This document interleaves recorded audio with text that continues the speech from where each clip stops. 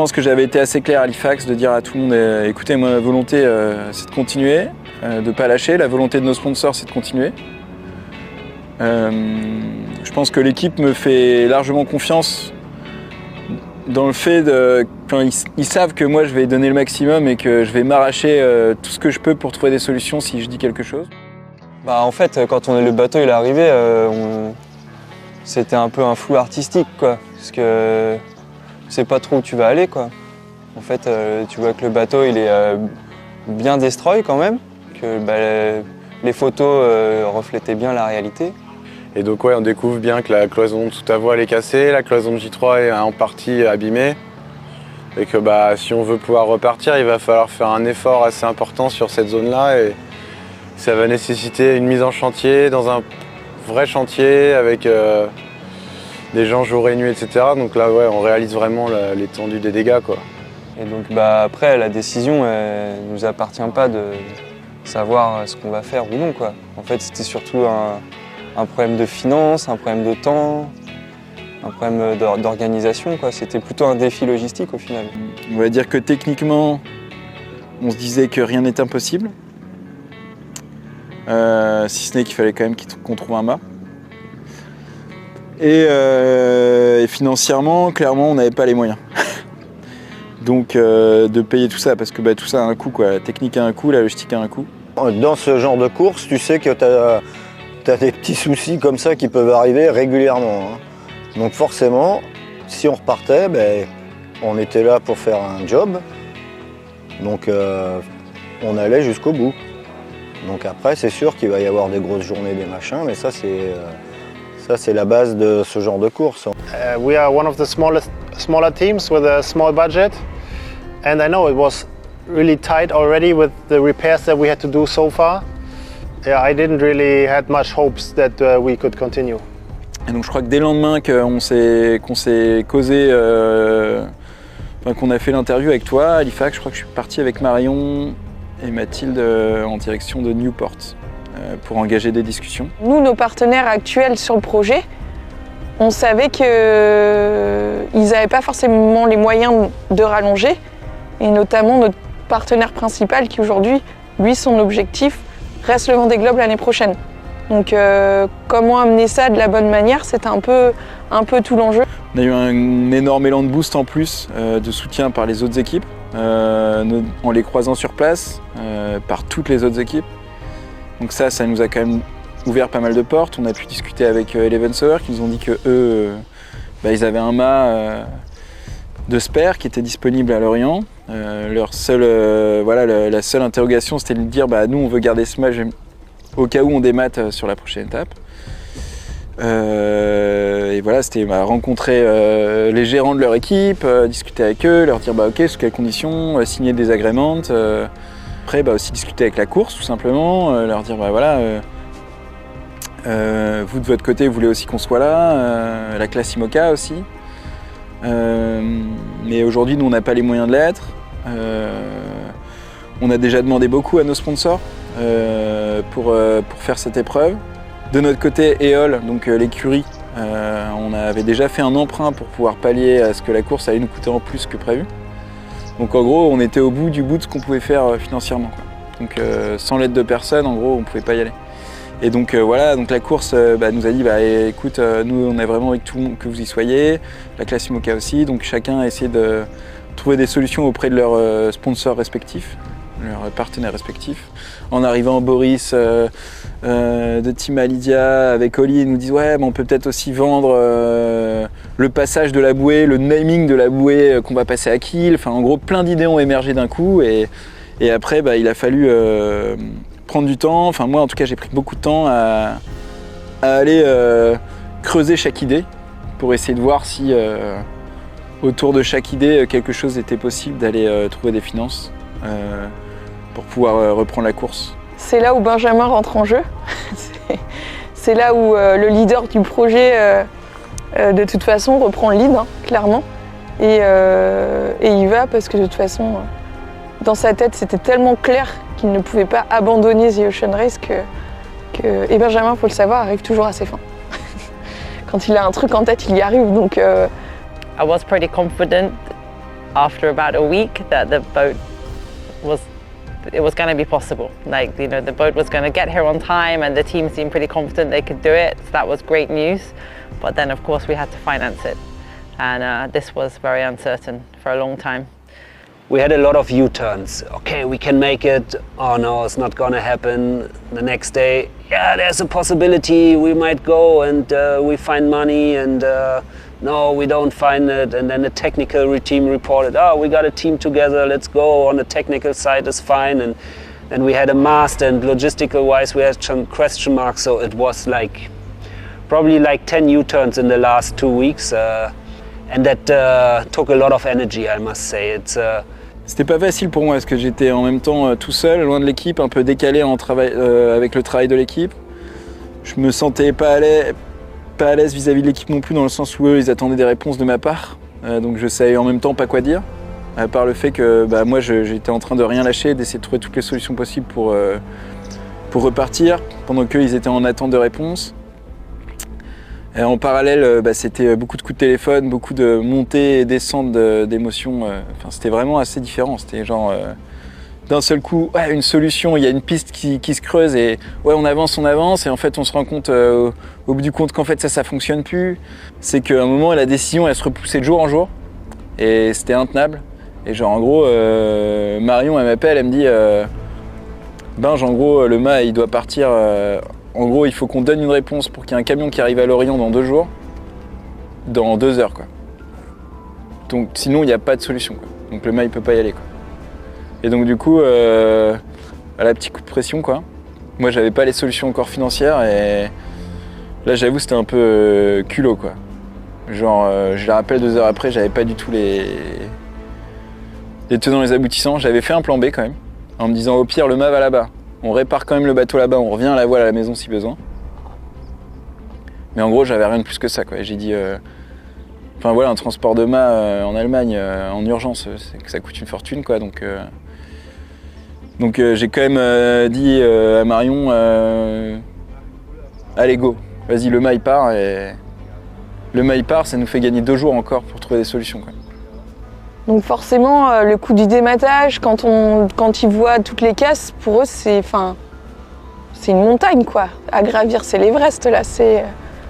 Puis là, on leur parle de faire ça en 4 jours. Alors, tu les avais rassurés en leur disant c'est pas vous qui ferez le gros du composite, vous serez sur le reste. Mais forcément, ça a fait un peu peur, sachant qu'il y a une Transat Jacques Vabre derrière. Sachant que il y a 2 transats l'année prochaine, un Vendée Globe, c'était est-ce que le jeu en vaut réellement la chandelle? Les questions se sont posées. Et ce qui a été dur aussi, je pense, psychologiquement pour l'équipe, c'est de pas savoir.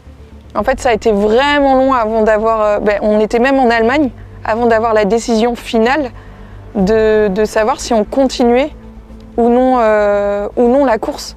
Ce qu'on sait en arrivant à Kiel, c'est que de toute façon, qu'on reprenne la course ou pas, il faudra bien le réparer à un moment, le bateau. Donc autant le faire maintenant et prendre de l'avance pour le reste de la saison qui n'est pas fini. Au moins ce chantier nous offrait l'opportunité, même si on ne repartait pas, d'avoir des compétences pour pouvoir réparer plus vite. Donc avec des gens qui sont des très bons bodybuilders et qui ont une force de frappe qui vient compléter la nôtre, quoi. Une grosse entraide vis-à-vis de la course, etc. De tout le monde, quoi, en mode ouais, s'il vous faut un bodybuilder en plus, on vous l'envoie, s'il vous faut... il y avait vraiment plein de petites choses qui ont fait qu'au final, en assemblant toutes ces petites entraides et tous ces petites bonnes nouvelles, en gros ça a fait qu'à un moment, voilà, on s'appelle à Kiens, d'appeler tout le monde, dire ok, on y va. On remet le plan en place et c'est parti, quoi. Demain j'arrive à Kiel et c'est parti, quoi. So I actually only got the call on Friday after I dropped my daughter at school, and now we're Tuesday, right?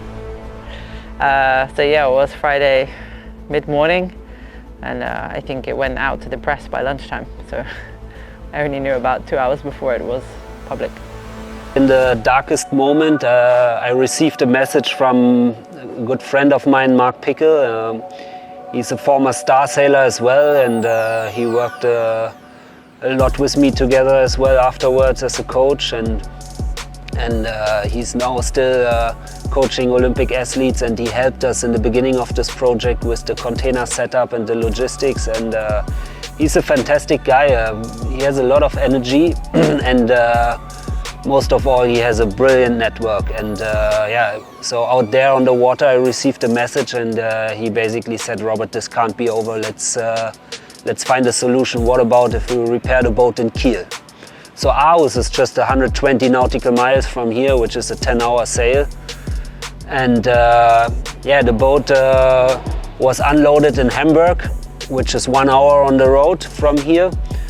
So the first big puzzle pieces came together. Le bateau, il a quand même pas mal souffert sur ce leg. Ils ont poussé très fort le bateau, donc il n'y avait pas que les problèmes du dématage et de la cloison, il y avait aussi des problèmes annexes autour. Notamment dans la zone de quille, on a eu des stratifications qui avaient lâché, donc il a fallu refaire, donc ça a pris pas mal de temps à nos 2 builders internes. Après, les charges sur le bateau sont plus élevées que jamais, donc il y a des choses qui cassent, donc notamment des réas, des poulies de renvoi, des points d'attache, etc. Donc là-dessus, il a fallu se concentrer pour renforcer, réparer, faire en sorte que le bateau puisse repartir à 100%, parce que l'intérêt de revenir en course, c'est pas juste de revenir, c'est aussi de pouvoir être compétitif, donc il faut que le bateau puisse avoir toute la toile, entre guillemets, plus tout l'entretien post-leg, en fait, qu'il faut réussir à inclure dans notre planning en priorisant. Donc voilà, ça faisait quand même beaucoup de boulot pour 4 jours. Non, mais en fait, c'est sûr que le challenge, il était hyper important parce que bah, on est toujours la même équipe avec le même bateau et il faut encore une fois de plus faire une mission commando. Donc c'était court, intense, mais au final réalisable parce que tout de suite, on s'est organisé, on a réussi à avoir le bateau assez rapidement en chantier. It was like a very well-oiled like clockwork. They were like super focused and working non-stop. So I just tried to help wherever I can as a sailor, because I know obviously all the parts of the boat. And I did a lot of small jobs that are very time-consuming. Just everything that is useful for the team. L'ensemble des builders allemands, de l'équipe internationale avec les Italiens, les Espagnols, les Allemands, voilà, qui sont eux à fond sur la réparation des cloisons. On avait aussi un foil endommagé, donc, qui était quand même bien abîmé, donc il y a eu un gros boulot de fait sur ce foil, sur les safrans. Donc voilà, il y avait un peu 25-30 personnes en mode fourmilière là, depuis 4 jours sur le bateau. Et, le tout, c'est de réussir à coordonner tout ce petit monde-là pour qu'à la fin, on soit dans les temps et qu'on soit au départ dans des bonnes conditions, quoi. C'est qu'avec beaucoup de motivation et de l'énergie humaine, on est capable de tout. C'était un vrai challenge. Du coup, je pense que déjà, c'est hyper valorisant parce que du coup, tout le monde kiffe les challenges, quoi, surtout quand on y arrive. It was all hands-on and everybody put in everything they can, and yeah, we did some night shifts and long nights and only a little sleep sometimes, but yeah, we are ahead of schedule, that's cool. Cette schedule-là, c'est précisément passé comme c'était écrit à Halifax. Enfin, demain, le bateau il est sur sa quille, quoi, donc c'est nickel. This competition is taking 6 months. It's a long time with the preparation. Almost a year. We started sailing 9 months ago. So it's a long time, and yeah, you can't think of all the crazy things which can happen on a race like that. It's amazing. It's yeah. So if you go on a long adventure like that, you need to be prepared for mistakes. Yeah, putting you on the ground, and yeah, mentally it's probably the toughest challenge I've ever done. Yeah, I feel like this is the steepest mountain I'm climbing, and take a break, I need to get into it, get thrown out again, I need to continue. It's a high mountain. But yeah, it's good. I think it makes you stronger for sure. Je suis en train d'acquérir une certaine une certaine connaissance du bateau et une certaine confiance en lui. Contrairement à ce que les gens disent qui sont ouais, tu auras plus confiance en ton bateau, est-ce qu'il vous est arrivé plein de trucs? Bah justement en fait, on est en train de résoudre plein de problèmes, donc la confiance elle fait que s'accroître quoi. It's not a small race, it's the Champions League and we are last at the moment in the competition, but yeah, we are both 5 on the line and we fall 2-3 times very deep, but yeah, to stand up and yeah, have the right people around you, making it possible with you together, this is definitely something which proved here and which you can definitely pass on to young people. J'ai grandi. J'ai appris pas mal de choses. Hein. J'ai l'impression d'avoir beaucoup progressé techniquement parce que on n'a jamais eu autant de problèmes en aussi peu de temps avec le bateau, donc forcément ça nous met dans des positions où il faut travailler plus vite, plus efficacement, avec un peu plus de pression parce que les temps de réparation ils sont toujours assez courts. Ah oui, c'est sûr, ça nous fait progresser, nous, c'est évident, on progresse tous les jours. Hein. On apprend tous les jours, on progresse tous les jours, c'est clair. En 6 mois, en 8 mois, là, on a pris 10 ans d'expérience, je pense. En fait, moi, j'aime bien ces missions, quoi. Oui, toi, t'es le premier chaud pour la mission commando. Premier chaud pour ce genre de truc. C'est ça qui me fait vibrer dans cette course. C'est là qu'on voit ce qu'on a dans les tripes, ce qu'on est capable de faire, d'organiser, de démerder, de réparer, voilà. Ça, c'est intéressant, quoi. Et ça fait progresser. Hein. C'est le dépassement de soi, en fait. C'est une forme de sport, en fait. Hein. I'm kind of glad in a way that we had that time because, yeah, I felt like I learned quite a lot in that time. Yeah, maybe not so much about how to sail in a mocha really fast, but perhaps just like slightly larger life lessons. Ce qui fait aussi le truc de cette course, c'est qu'à chaque fois que tu as une emmerde, c'est qu'il faut que ce soit condensé, quoi. Hein. Donc, comme il disait Pedro, il faut mettre tout en œuvre pour que ça aille le plus vite possible. Et je pense que l'équipe sera plus... En fait, quand il y a un petit problème, de ne pas faire des montagnes une taupinière. Tu vois? C'est que le petit problème, qu'à un moment tu pensais que c'était tu te diras maintenant, merde, c'est tout mignon ça. Je préfère ceux-là en fait. Tu les aimeras après, les petites taupinières.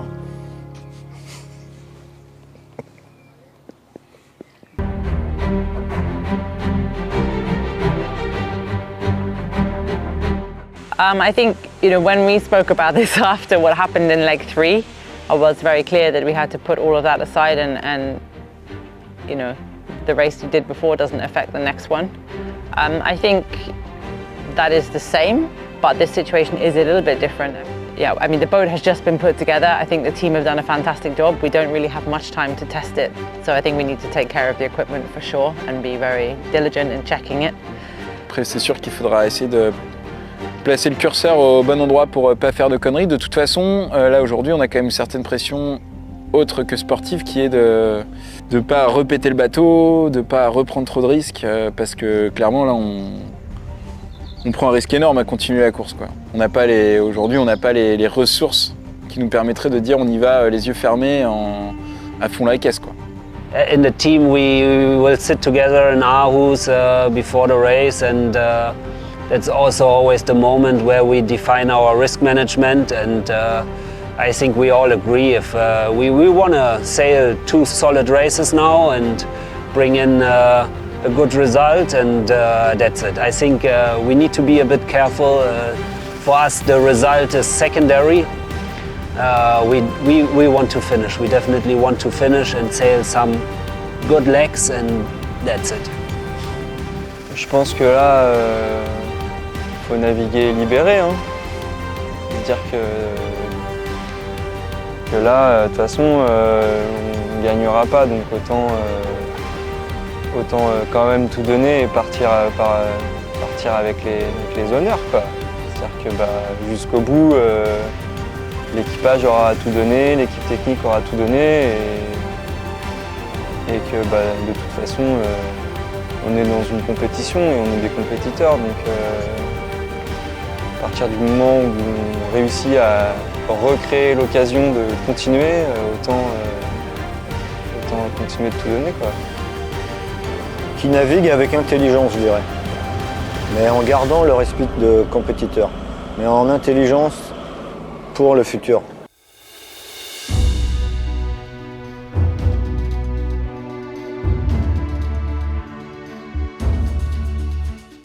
You don't know if you will ever have this chance to do the race again or not. You know, yeah, this is my third one. I think I'm very lucky, but you never know if you will be back or not. And someone told me this about the Olympics. For sure it's true. I think it's the same with this race, so you shouldn't take it for granted. It's not that you can just, oh, well, we're going to quit then and do again next time. You don't know that, so I think that's why there's such an effort to finish, because there's still a lot of race left. It might be only in Europe and quite short, but actually still a lot can happen in this race. So yeah, we shouldn't forget that. We still need to race this boat hard for a few weeks, so still a lot to get done. Puis après, je pense que ce qui pousse tout le monde à faire bien les choses, c'est qu'on a un effet de groupe là qui est... Tout le monde a envie de continuer au final, tout le monde a envie de finir le Ocean Race parce que tout le monde a donné énormément là, ces derniers mois, donc on sent qu'on n'a jamais été aussi près de réussir à aller à Gênes, même si on a eu des bâtons dans les roues à presque chaque étape. Là, on est content de se dire qu'on a encore une chance d'y retourner, quoi, d'aller jusqu'au bout de la course, quoi. Toutes les fois où il a fallu que je tape un peu dedans comme ça et que je me pousse dans mes retranchements, à chaque fois j'ai eu le sentiment, en tout cas personnel, d'une certaine fierté de dire c'était bien de ne pas avoir lâché à ce moment-là, quoi. Et ça, c'est des sentiments qui sont super. Malheureusement, on les a que quelques semaines ou quelques mois après avoir été en difficulté, mais je pense que c'est des moments importants, quoi. Manage together to finish this competition and this story, and this makes me proud. Actually, proud is what I'm feeling at the moment of everyone in the team. Comme dit Jean Le Cam, bien dire fait rire, bien faire fait taire.